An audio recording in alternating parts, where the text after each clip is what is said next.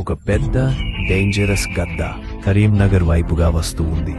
మరో పక్క కరీంనగర్లో మున్నాభాయ్ ప్రాక్టీస్ చేస్తున్నాడు. తనకి తెలియదు తనతో ఏం జరగబోతుందో. అప్పుడు గద్ద వెళ్లి ఒక ఉత్తరాన్ని మున్నాభాయ్కి ఇచ్చి అక్కడి నుంచి వెళ్లిపోతుంది. మున్నాభాయ్ ఉత్తరాన్ని తెరిచి చూస్తే అందులో హిందీలో "నేను కరీంనగర్ సర్పంచ్ని మున్నాభాయ్, మాకు సహాయం చెయ్యి" అని రాసి ఉంది. దాంతో మున్నాభాయ్ బైక్ తీసుకుని కరీంనగర్ కి బయలుదేరుతాడు. కొంతసేపటి తర్వాత కరీంనగర్ కి వెళ్లి చూస్తే అక్కడ ఒక ఇంటి దగ్గర జనం గుంపుగా ఉన్నారు. మున్నాభాయ్ బైక్ దిగి వెళ్లి చూస్తే అక్కడ ఒక మనిషి చనిపోయి కింద పడి ఉంటాడు. సర్పంచ్ మున్నాభాయ్ని చూసి, "ఓ, నువ్వు వచ్చేశావు మున్నా.